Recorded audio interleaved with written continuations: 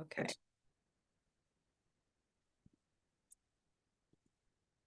Welcome everyone to the monthly energetic explorations for evolution, transforming secrets, passion, and power. We are in Scorpio season. My name is Andrea Hyland. I am here with my co-host, Beth Shakina Terrence. And I'm going to begin, and then I'm going to turn it over very quickly to Beth. So we'll just dive in right now. You know, there's a lot going on in the world. There's been an intense energy with the eclipse, and Scorpio season always takes us to the depths. So let's just take a moment before we begin to center and ground. And so what that looks like is I'm going to close my eyes and take a few breaths. And I invite you to join me in that. If it would is something you would like, or just know that that's where we're going to begin here. And just taking a moment to recognize that everyone who is listening to this, either live or to the recording, we're in a big circle together. We're in a big gathering. And so just taking a moment to kind of let everything else go.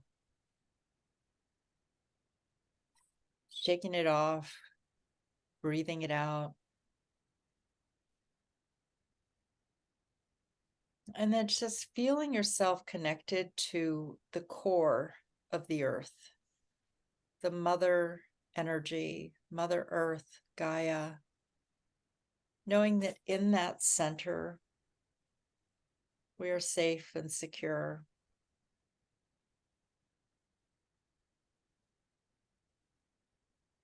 You might imagine a grounding cord or a beam of light going from your tailbone all the way down into the earth.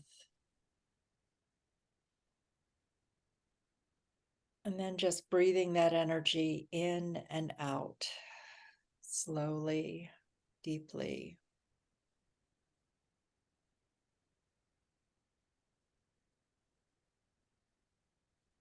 And feeling in this moment that we are all connected to the core of the earth, all connected to any spirit guides, vibrantly well ancestors, trusted protector guides.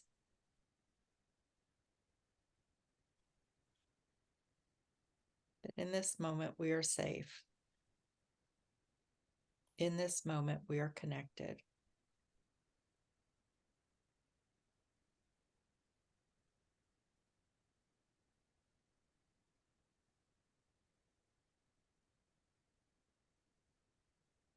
And so you can stay in that space and listen as I turn this over to Beth, or I'm going to open up my eyes. And Beth? Thanks, Andrea. That was beautiful. So I'm just going to stop the share here. Okay. And so welcome everybody. Our season again, for Scorpio season, our theme of this month is transforming secrets, passion, and power. And I know it's this time of year is a very intense time, I think many years, with the eclipse season, delving into this Scorpio season, and in what many traditions around the world view as a time when the veils are very thin, when we're the realms of maybe matter and spirit are closer than other times. And also, as we started exploring last month, as we're moving into autumn, towards winter, there's a energy contraction that's happening. We're moving more inward, and that creates can create a lot of intensity around energy and emotion. I know I was feeling it this weekend a lot with the full moon and the eclipse. And obviously, there's so much happening in our world right now that is impacting many people locally and globally. Um, so just to honor that, and we want to just be present with that. I wanted to, I guess, begin with a little bit of tuning in about the full moon and eclipse, because we're kind of still in the energy of that. That was on Saturday, the eclipse at 4:24 p.m. Eastern time, and the full moon energy we've been in. It's just beginning to shift or out of Taurus. So, you know, again, this time of year, the moon is often referred to as the hunter's moon, and it's a time of preparing and moving inward for the winter. And I guess I'm having a lot of thoughts so how I was going to flow with this. But the full moon is always a time, a really powerful time for releasing and letting go, and really illuminating and helping us see what's no longer serving us. And that's amplified at the time of a lunar eclipse. So definitely that energy, and that intensity has been there. And emotions can really be heavy and coming to the surface, as well as just, I know myself and a lot of people I've talked to just kind of feeling this heavy pressure of that energy. So just to, just know that if you're feeling that, you're not alone. I guess I want to say that. And that also with the Scorpio energy of kind of going into the depths of our being and our feelings, that's amplified as well too. So, just we shared a post in the Facebook group, and I just want to touch on a few things that the current eclipse season that happened this weekend is ending a cycle that was on the Taurus and Scorpio axis. And so we're in Scorpio, so that even there's that there's a lot of, I guess, amplification is the word I keep coming back to. But that is sort of the end of a 2-year cycle, started in November 2021. And it also relates to being on the full moon in Taurus at 5 degrees. The last time that happened was October 2004. So those are times to maybe reflect back a little bit on your life and what was happening then, and some of the changes that are happening now, or the inner work that you've been doing to kind of integrate that. And so, just kind of looking at some questions around that. You might want to think about what your journey has shown you during this time. Again, during either of those times, 2 years or 19 years. What lessons have you learned? Are there any feelings, patterns, or beliefs that you come in touch with that maybe you're ready to let go of, or to release in a bigger way at this time? You may want to think about any traumas or fears that need your attention and healing. And that, again, I think is really being stimulated by the events happening in our world right now. But there's the personal and the collective as well. So to tune into that. And then I guess just wanted to bring in our themes. I felt like that was important, that it was on the Taurus and Scorpio axis. And so for Scorpio, our theme is transforming secrets, passion, and power. And for Taurus, our theme was embodying beauty, joy, and compassion. And so just thinking about those themes and sort of maybe, how you can step more into your power at this time, but also embrace your value and that beauty and joy and compassion in your life.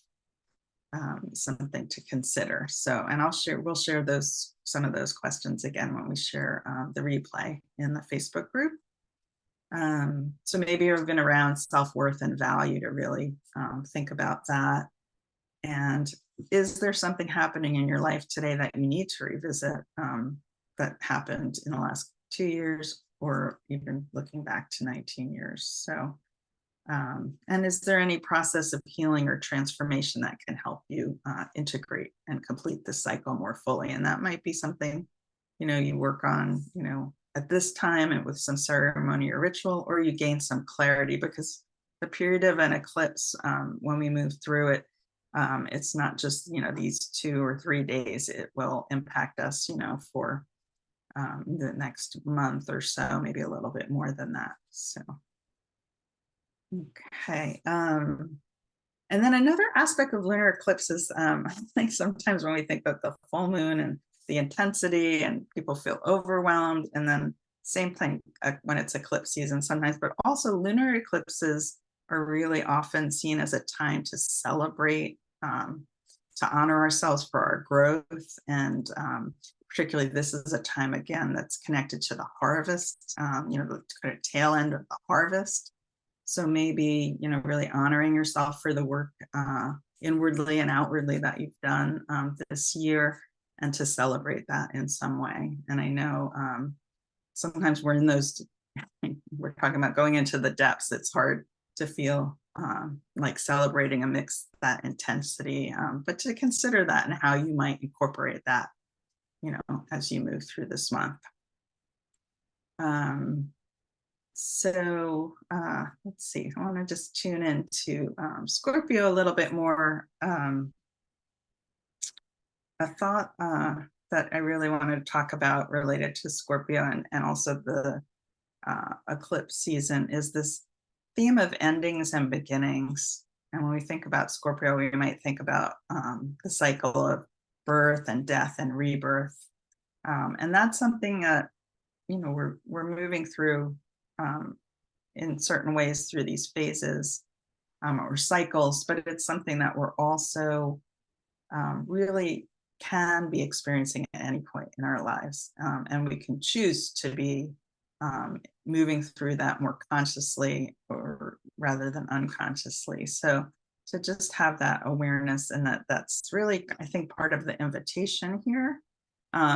When we think about Scorpio, and its element is water, and we're kind of thinking about this idea of going into the depths, that it's we can kind of get like lost or hypnotized in the unconscious, but we're actually working to bring that to the conscious level as well. I wanted to read a quote that comes from Stephen Forrest's book on water. He has a book on each of the elements, and then the astrological signs and planets, and houses connected to that. I really love them. And so this, when he talks about the Scorpio clan, he says, to cut through any realizations or defenses down to the raw, uncomfortable, emotionally threatening realities which lie behind what I'm feeling, to be brave enough to ask myself hard questions, and never to unduly fear the naked truth. So, so that's really, I feel like that's the invitation, to really look and to listen. And another thing that sort of really came presence for me as I was just having a conversation with a friend about this today, about, when we think about Scorpio and the water element, it's about the emotions, even in tarot, the cups are emotions. And so it's about connecting through feeling and what we're feeling, not necessarily on the level of the mind.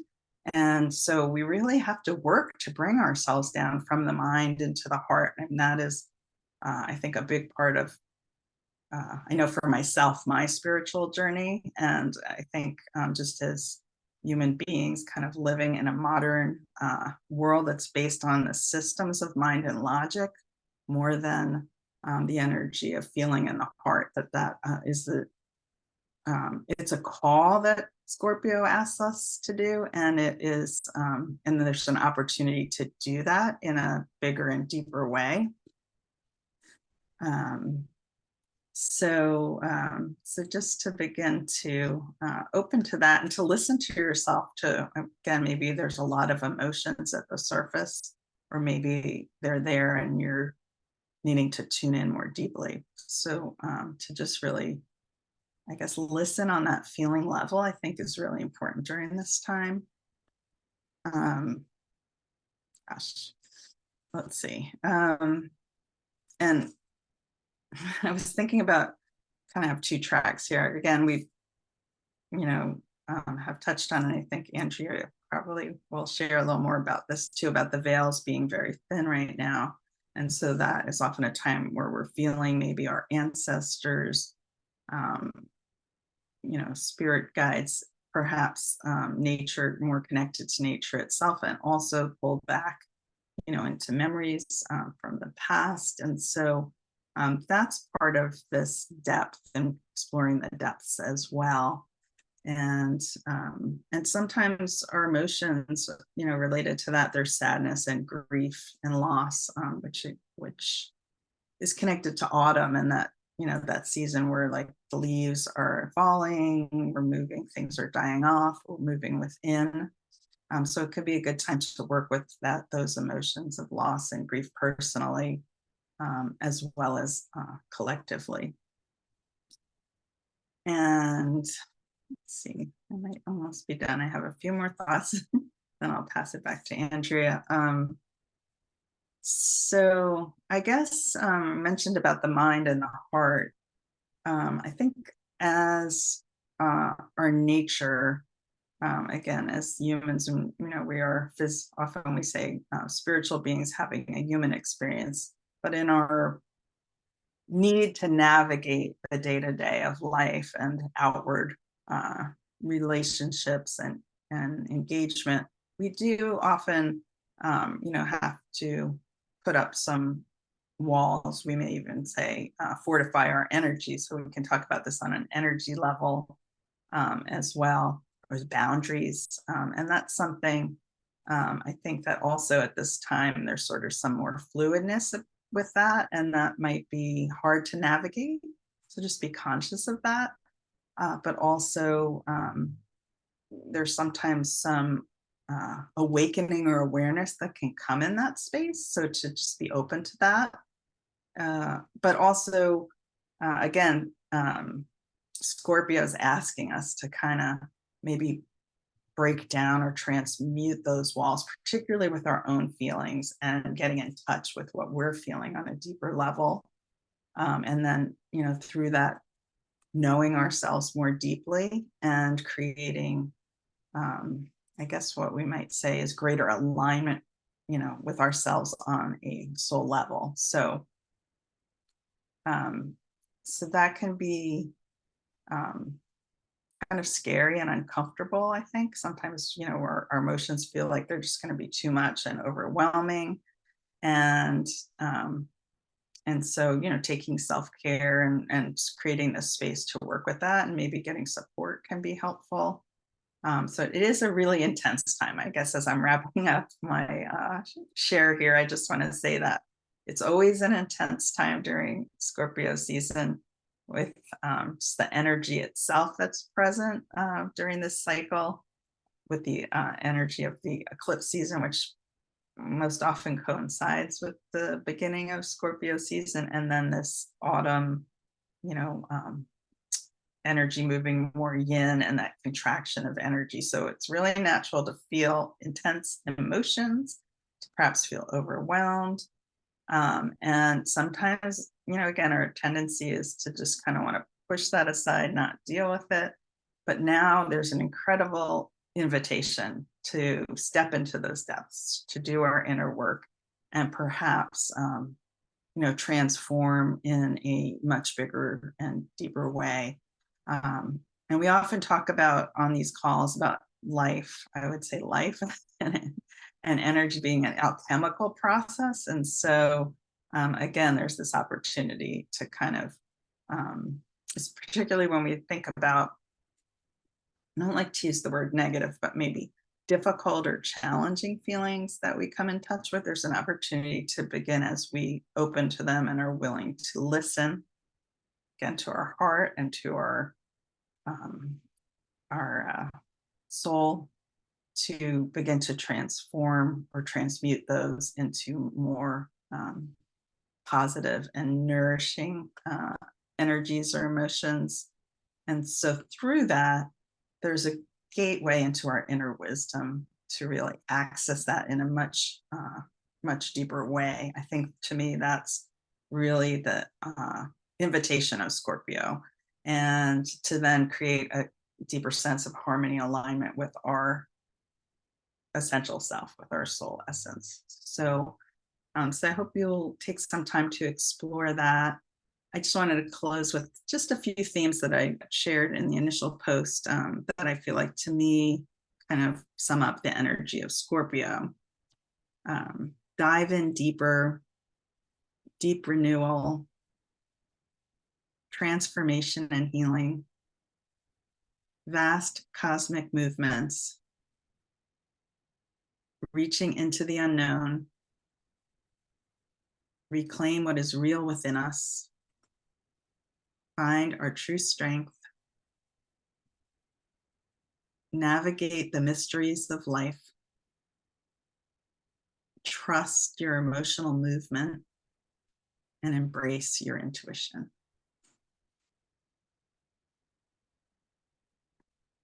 So with that, I'll pass it over to Andrea. So just taking a breath on that for a moment. Thank you, Beth. A lot of wisdom in your sharing. Thank you so Thank much you. for that. I'm gonna begin by sharing that when Beth and I first were talking about Scorpio season, the thing that was most on my mind was how we use or misuse our power. And then the connection between secrets and things that we're passionate about. So it's like hiding our gifts, talents, and skills instead of bringing them into the world. Like, why do we keep them secret? Like, that was just really on my mind about, you can look at secrets from a bunch of different ways. But I wanted to just begin by encouraging you to look at what you keep secret and why. And I know part of it's on my mind because those of you who know me, the incubator, an online co-working space for women creatives is opening. And my intention is to hold a space for deeper conversations and a space to express our creativity and to bring some of it into the world in a bigger way. So to come out of the caves and bring that, to explore it for the next 4 months. So that's on my mind. And also how we keep things a secret and private, partly because it's vulnerable to reveal our innermost thoughts. And we protect instead of letting people see the mud. We protect these parts of ourselves, but we also protect the shiny beings that we are. And I've noticed sometimes how I've seen people, just, and myself included, walk in this neutral zone between our genius and our missteps instead of opening to share all of us. So I'll just begin with that because that was what was most on my heart and mind when we first started this conversation. And then something just shifted in the past maybe 5 days. And the thing that's most on my mind right now is life and death.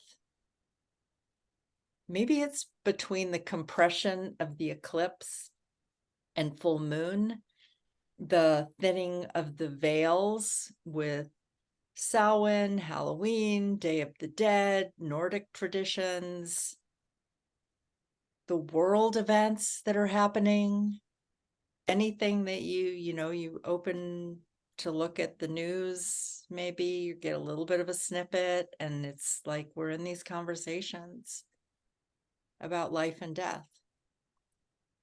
And this morning I was walking outside with my grandson, who's 17 months old, and he's toddling around. and a wind came in and leaves just started falling off the trees. And it's like there's this vibrancy of leaves and colors and changing, and they're falling off the trees now. So there's the ancestors, and death abounds. In my personal life, there were 2 memorial services that happened this weekend. On Saturday, there was a friend and colleague's father who died at the age of 77. And then a friend of mine who was 64 years old died. She was this bright light in the homeschool community. And I say bright light because it was like this quietness that she brought into the group, and still shining her light. She was, so the community that my kids homeschooled in, and she was a peace sister in a community of friends.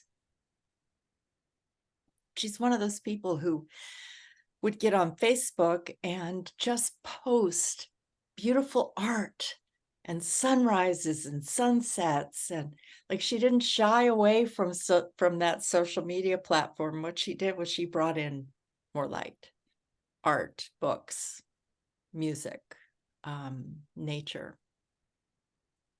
So life, like celebrating life, celebrating that artist person that she was, and still has impacted and left that for people as a memory. And then the ending of being in a physical body, which is death of some sort. I mean, if anything, the way nature is so alive right now and changing, I've been feeling her even more here. And I think that's part of the thinning of the veils, that we feel people, we feel the souls of people who have left their bodies, our ancestors, our friends, people in our community, people in the world. But I wanted to take a few minutes also to talk about a death that happened of a famous person who died on Saturday. His name is Matthew Perry. He's an actor and the author of a memoir called Friends, Lovers, and the Big Terrible Thing. He died at the age of 54, drowning in a hot tub is what's currently reported. You might have known him from one of the TV shows or films he was in, like the show Friends. He was one of 6 cast members. But his memoir that came out last year covered his childhood, the divorce of his parents when he was 1, living in Canada and Los Angeles, his desire, his deep desire for to be famous, like this ambition he had to be famous from the time he was a young child. And he talked about his addiction and recovery in the aftermath of a life-threatening health scare that he had in 2018. And during the book tour, his book came out in November last year. During the book tour last year and part of this year, he talked about how he hoped that acting in Friends was not the way he was remembered. He wanted to be remembered for helping people to recover.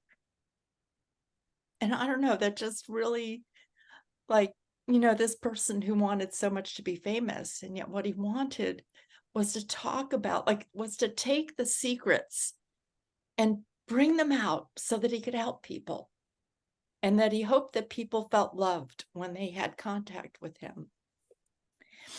And I don't know, that part is just really touching me, whether it was someone personally, or someone who you had you watched them in the public eye. But I admire him for writing about his struggles with addiction and the struggle of trying to fill empty holes with affirmation and fame. Like, he revealed his secrets and brought us into his path of recovery and relapse and recovery.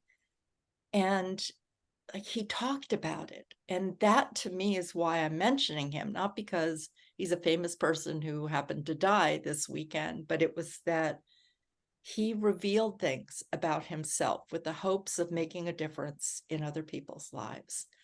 And to me, when I think of secrets and our passions and our use of power, our power, it's about just getting in touch with what is yours to share in the world and what is yours to reveal. And we all have to come to that ourselves.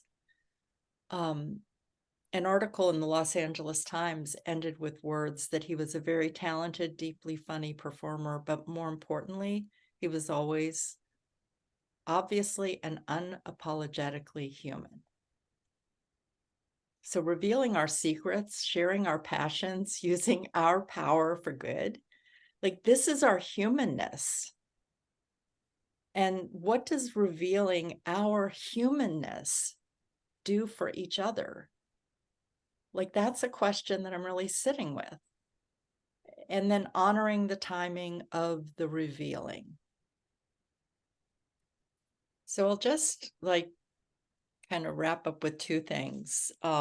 Scorpio is in touch with the mystery of life and death. And I'm going to read some of the things Beth posted also, because just to bring it in, like to dive in deeper.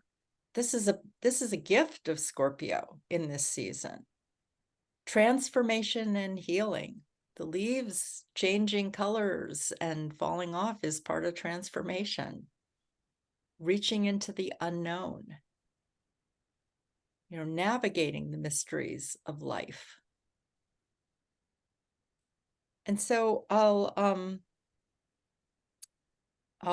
wrap with two things, because I'm gonna read something that was on my friend Laura's prayer card, a small poem before I turn it over to Beth. But before I do that, I just wanted to presence that this is a time of year where there are these different holidays around honoring the ancestors and death.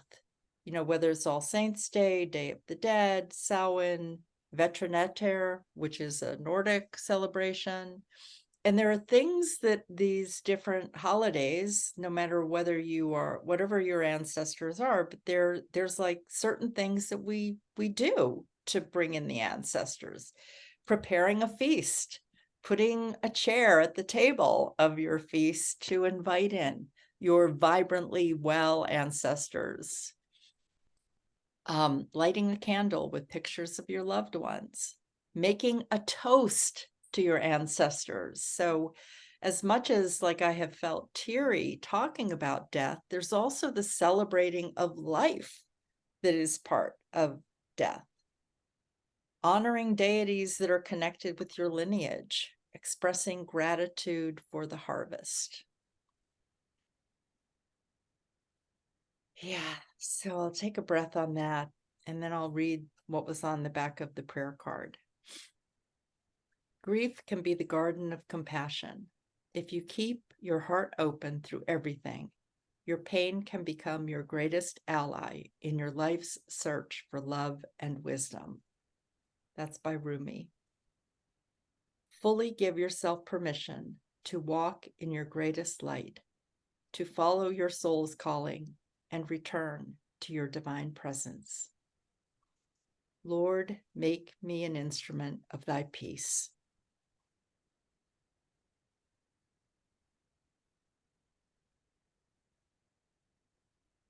So honoring our ancestors, honoring the depth of our gift of being able to feel. I'll end with that and pass it over to you, Beth. Okay. Thanks for sharing that.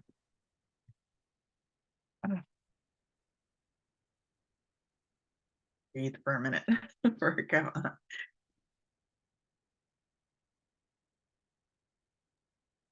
Well, and I'm one who does go into the depths, and I'm fine with sitting in the grief. And I feel in this moment that to lift the energy up a little bit, I will just say that I have colored conditioner, colored green in my hair in honor of my great grandmother lines in Sweden, and the what I call the plant magicians, those who used herbal medicines as part of their healing.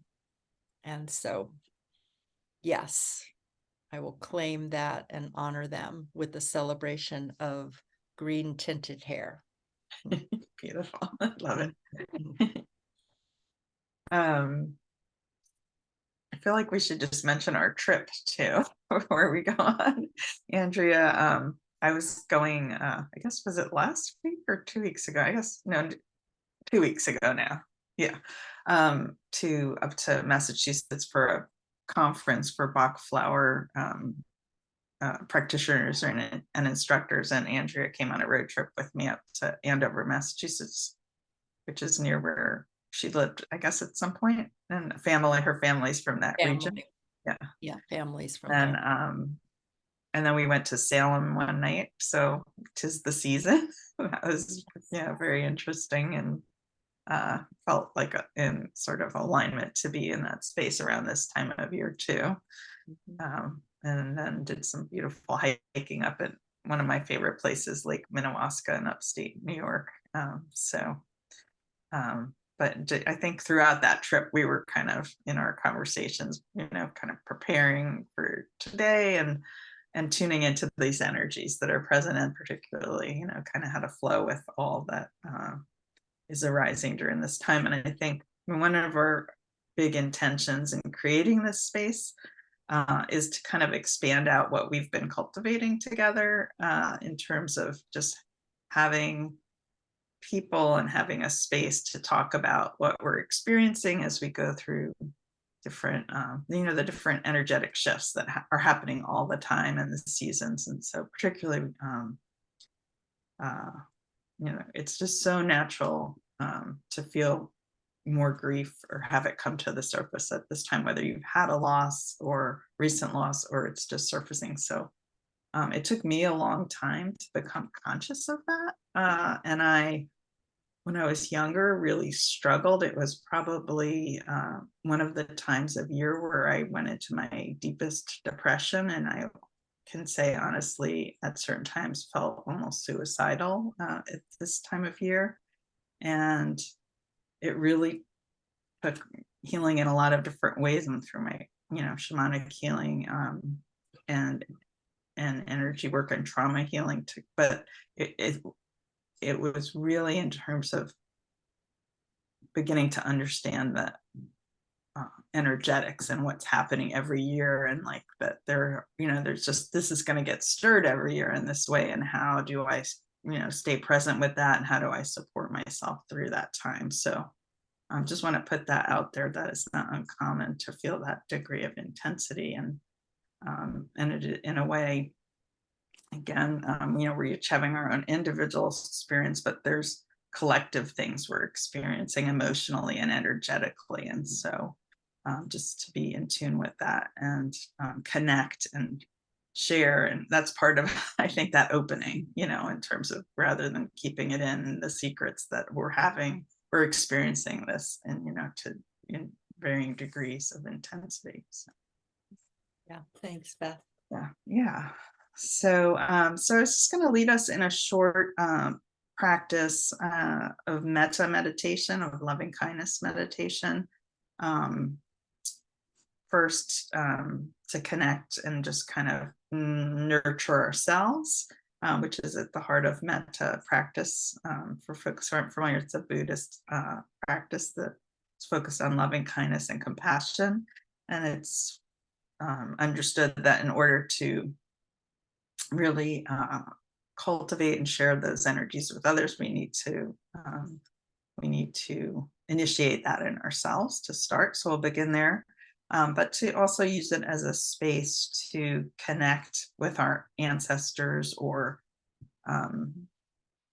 spirits that we want to connect with, loved ones maybe who've lost friends or family or even pets. And so just to hold the invitation, you may already, whether you're kind of conscious of it or not, maybe had some memories in the last, few days or weeks. I know my one cat, Percy, he just popped in really strongly the other day. And I was like, oh, Percy's visiting me this time of year, and a good friend. I also had um, uh, uh, the elder of my father's line, of my paternal lineage, passed away. Um, about a week, a little more than a week ago, so I've been present with that as well. So you may have had sort of some memories or things, happening in your life that um, that kind of have already awakened that, and we'll have the invitation and the practice as we go too. So, okay, so I invite you to find a comfortable position. You can have your feet flat on the floor, your spine straight but not tense, and just kind of relax your body in a way that feels comfortable. Um, I'll invite you to close your eyes if you are comfortable, as I'll do, or just have a soft gaze on the floor in front of you. Let's begin with a few deeper breaths. Just breathing in for a count of 4 and out for a count of 4. Just letting your body and your mind just begin to slow down, to unwind, settle in this moment.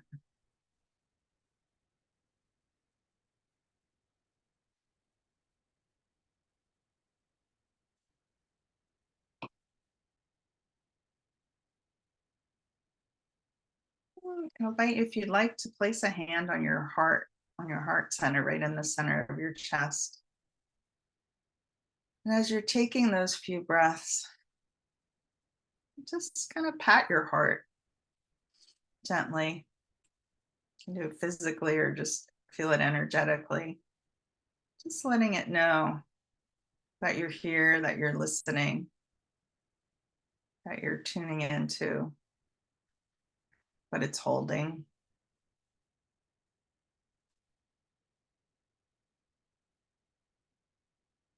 Knowing that it may have much to share with you. And this practice is more about just nurturing ourselves and connecting with our ancestors, with our supporters, but to help open that space of connection. That you may come back for some deeper listening later today or in the next few days. You move through Scorpio season. And keep your hand there or let it drop.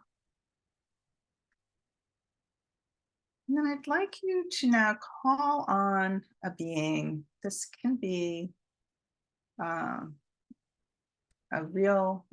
person in your life, living or past, maybe a spirit guide,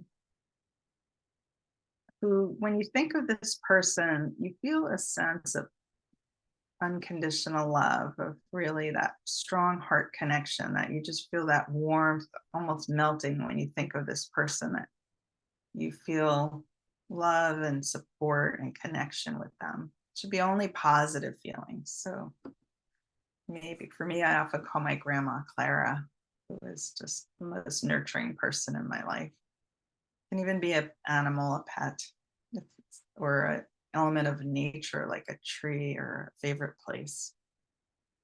Just calling on one being or energy that you really feel that sense of unconditional love, connection, and imagine that you're sitting across from this person, this being, feeling their heart connection from your heart to their heart and their heart to your heart. Just breathing that in for a few moments. Letting it really awaken that energy of love and kindness and compassion within you.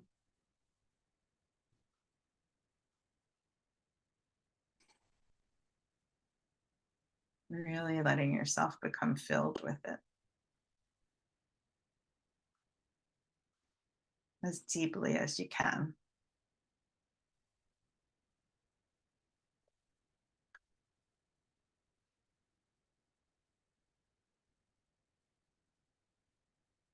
And then offering yourself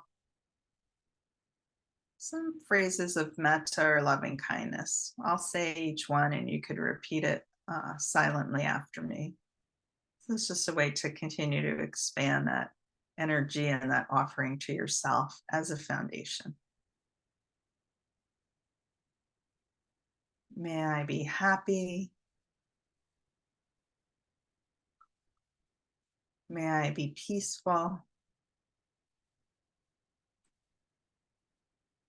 May I be free of suffering.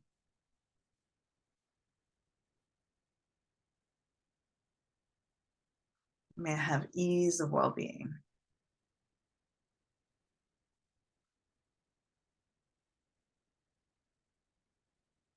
May I be happy.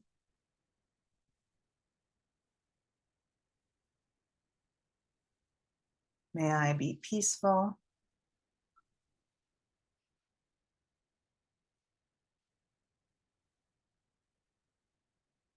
May I be free of suffering. May I have ease of well being. It's really allowing that to fill every atom and cell of your being, this energy of loving kindness and compassion.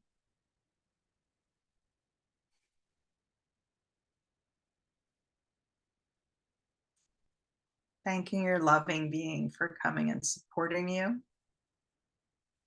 And they may stay in this space with you as they feel to, as you feel to have them with you. Now, I'd like you to envision yourself filled with this energy of loving kindness and compassion, sitting somewhere by a fire. Perhaps it's sitting by your fireplace or sitting by a fire pit or chimney outside your house. Could be a favorite place where you've sat by a bonfire, maybe even a place where your family once gathered. Take a moment and really envision yourself sitting by that fire, seeing the flames, feeling the warmth of the heat.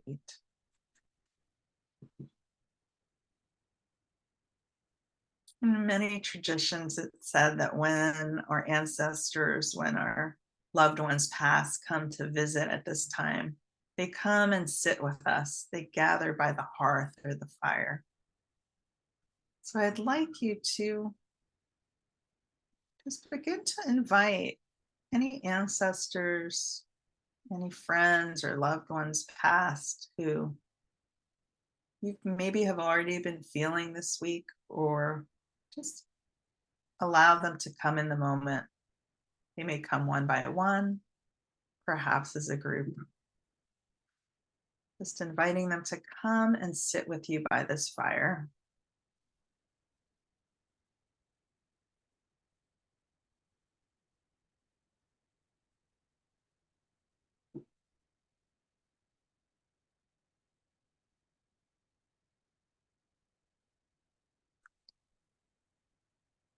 And just be open to who comes.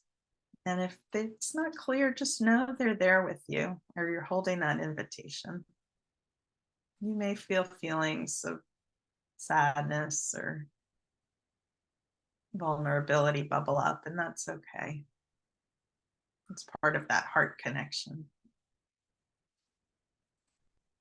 So as you sit with your loved ones, your ancestors,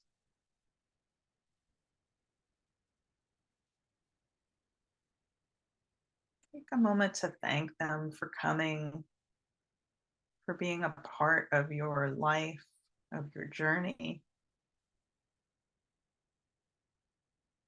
of becoming who you are today.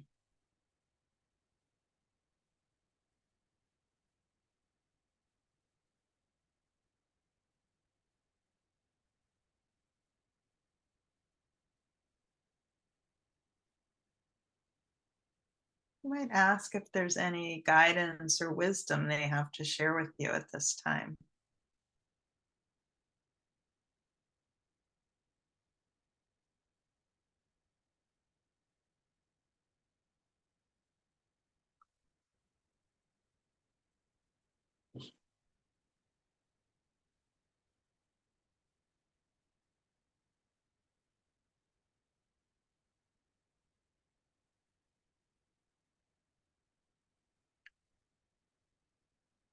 And then remembering that loving kindness and compassion that you've generated within yourself. Take a moment breathing into your heart center again, really feeling that energy in your whole body, your whole being, every atom and cell filled with loving kindness and compassion.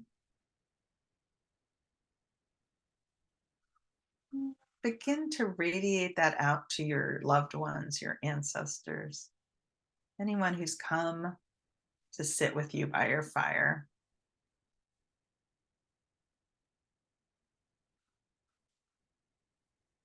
You may feel a line of energy going from your heart to the heart of each being who's with you.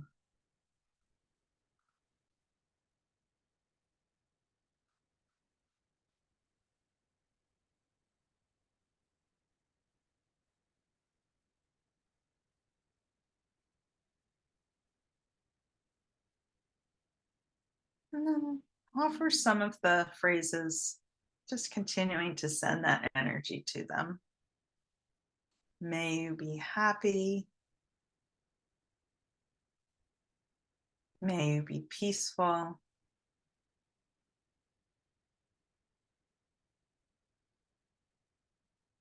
May you be free of suffering. May you have ease of well being.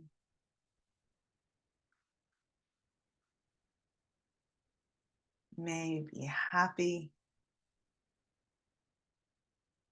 May you be peaceful. May you be free of suffering.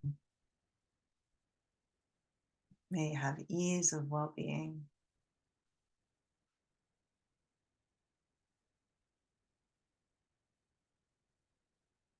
May you be happy.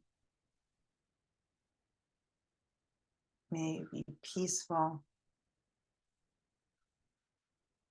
May you be free of suffering. May you have ease of well being.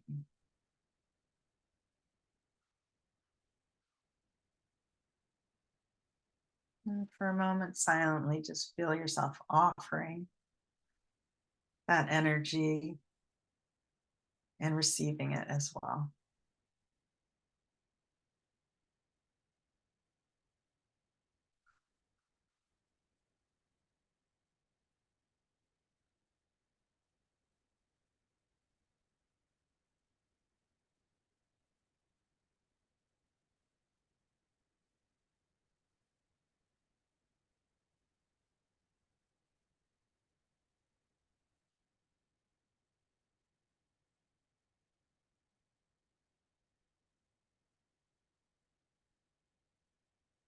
Once again, thanking all of your visitors, whether they be ancestors or friends or other loved ones, beloved pets, coming and being with you, knowing that connection is always there. Maybe you feel it more strongly in this moment, but it's always there. And you may continue to work with them over the next few days. May this have been your visit for this year. Just thanking them, honoring them.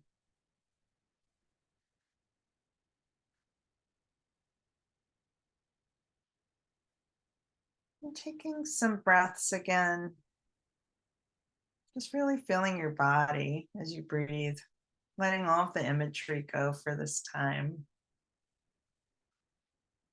Feeling the rise and fall of your chest, feeling the earth beneath your feet.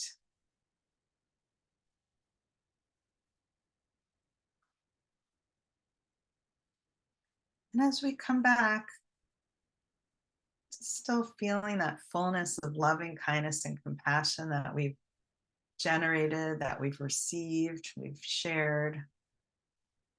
Let's take a moment together to just offer that energy, asking that the benefit, that the merit of our practice be for our own highest good, for our loved ones, and for all beings. And sending it out wherever it needs to go in this moment in the world, whomever most needs it. And if you feel guided to send it to a specific place, person, you can do so. You can even imagine holding the world in your hands and just sending that energy so that it fills all beings.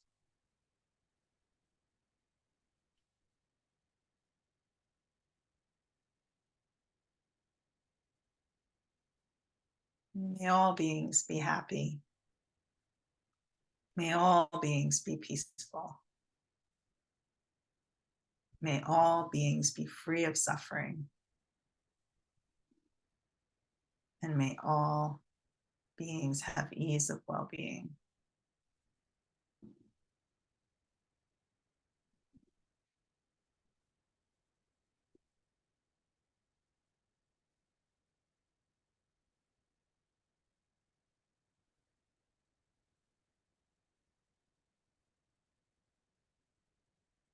Take your time coming back. Again, move your body, have a sip of water, take some deeper breaths.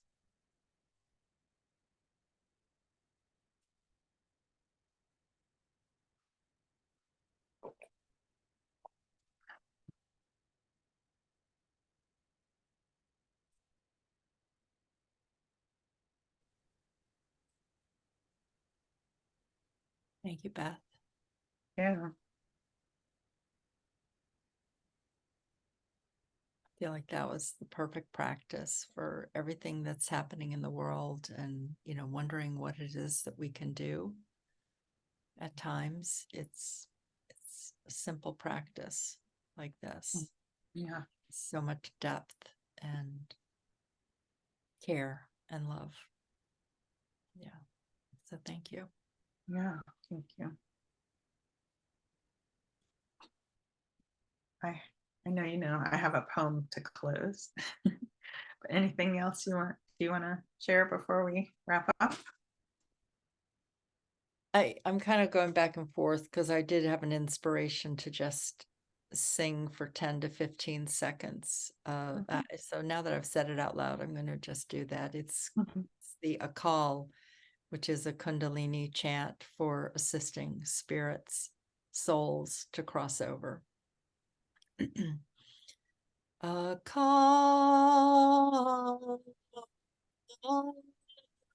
Akal, Akal, Akal, Akal, Akal.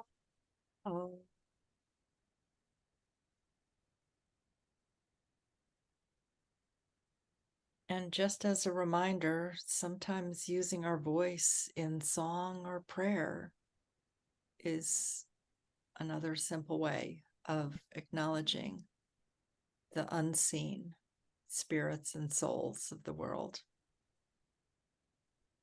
and assisting them in their own healing. Moving on to the next. Yeah. Okay. Thank you, Beth. I feel complete. Thank you. Yeah.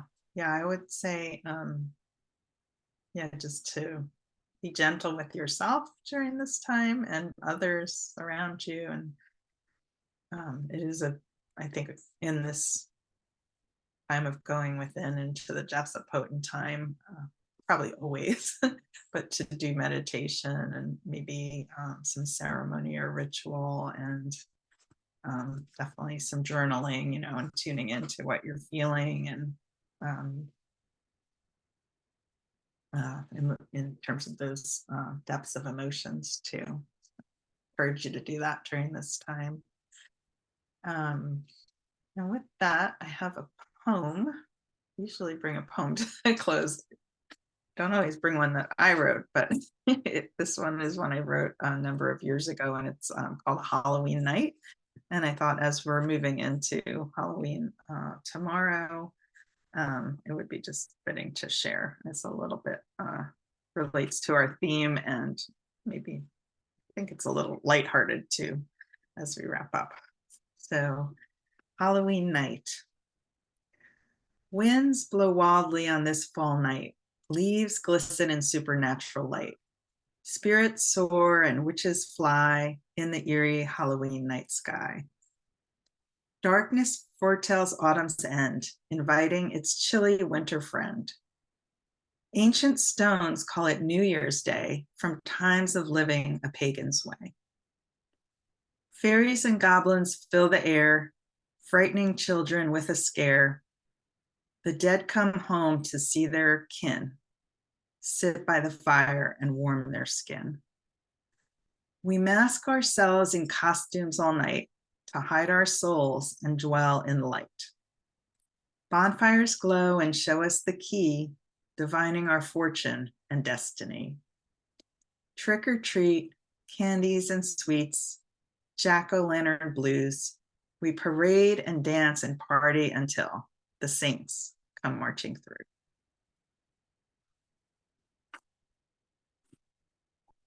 One of my few rhyming poems, I'll say. Thank you. Maybe the only.